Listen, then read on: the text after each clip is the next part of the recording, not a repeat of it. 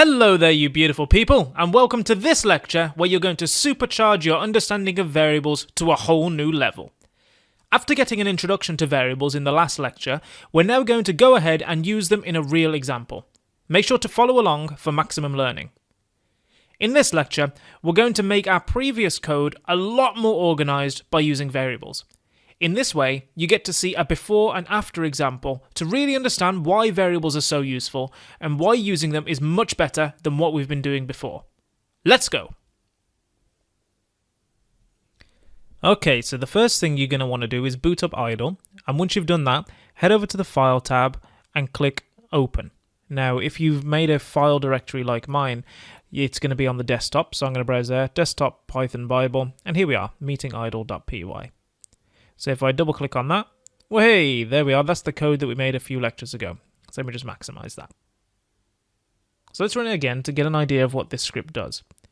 As we can see, the script prints out the number 2 and the number 115.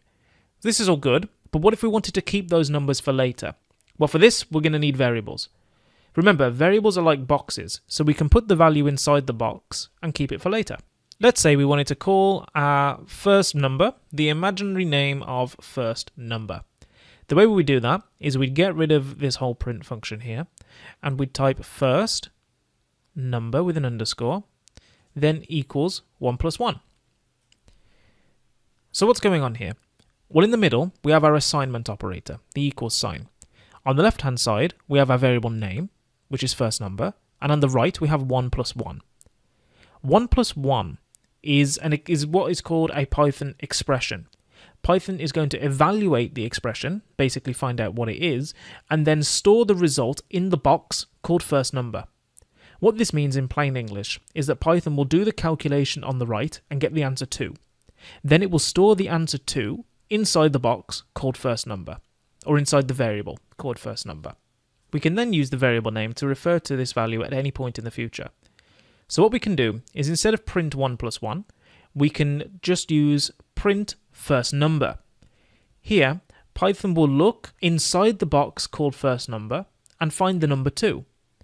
And it will then print the number 2 to the screen. So you can see we get exactly the same answer as when we just printed the answer directly, but by using variables this time.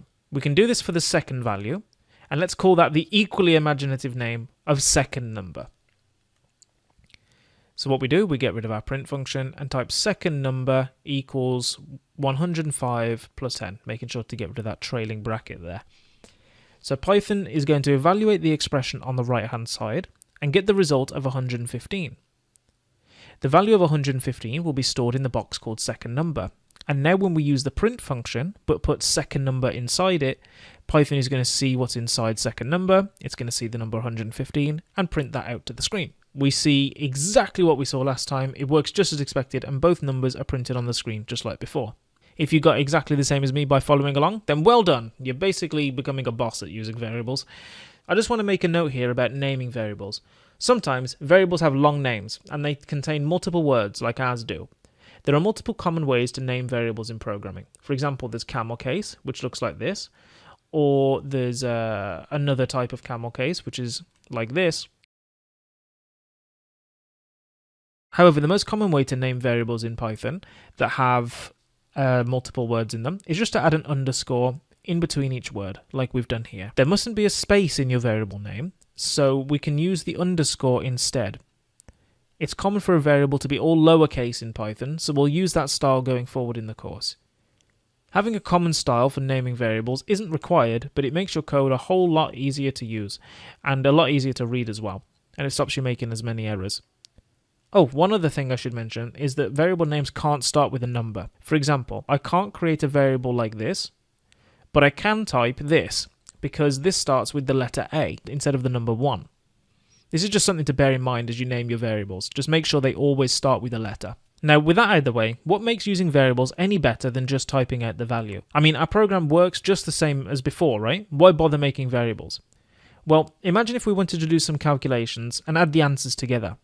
We might make a variable called total and set that equal to the first number plus the second number. Now when we print total, what we're going to see is 117 come up, because 117 is 2 plus 115. So what happened here? Well, let's break it down step by step, although it may very well be apparent by now.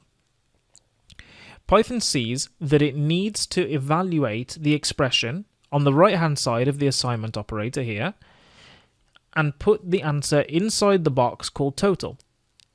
The first thing Python sees is the variable called first number. Python looks inside that box and sees the number 2 inside. Next, Python sees that it needs to add whatever's in the box called second number. Python looks inside the box called second number and sees the number 115. So now Python knows it needs to add together 2 and 115. It does so and comes up with the answer 117. 117 is then stored in the box called total. And finally, when we use the print function, Python looks inside total, sees 117, and prints that to the screen. So that's what's going on pretty much in the entire program. So as you can see, by creating variables to store important information, we can make our information much more reusable and easily findable because we can give it very convenient names. Also, look at how much easier it is to change our code. If we wanted to add 5 to the first number, we can do that. And when we run our script, we see that not only the first number changes, but so does total.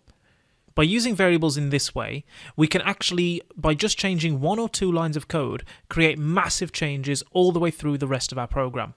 Now, everyone loves a shortcut. So there we have it. We've learnt all about variables and used them in a practical example to add together a couple of numbers. Nice and easy, right? We also went over some naming techniques which you can use to name your variables in Python to keep them nice and readable. Just make sure to start with a letter, keep them all lowercase, and if there's a space, replace the space with an underscore. We also discussed in laborious detail, but very useful now that we've got the basics down, about how Python evaluates expressions and then stores the result in a variable. Finally, you saw how variables can make our code much more organized, much easier to find the data we want, and also a lot easier to change and edit later with powerful effect. Told you variables were pretty great, right? Now, because variables are such an important topic and pretty much everything else is built upon them, up next we have a quiz to check your understanding, and then you have a coding challenge to check that you've really grasped the concepts and let you try them out for yourself. Now don't worry, it's nothing too scary, but by giving you repeated opportunities to review and practice the concepts that are taught in the course, you're going to get an excellent understanding of them and learn them much deeper so you'll be doing it in your sleep. Now this is all part of the magic of the project-based learning that you get with the course. So I wish you the best of luck with the quiz and challenge, and I'll see you for a quick recap in the section review.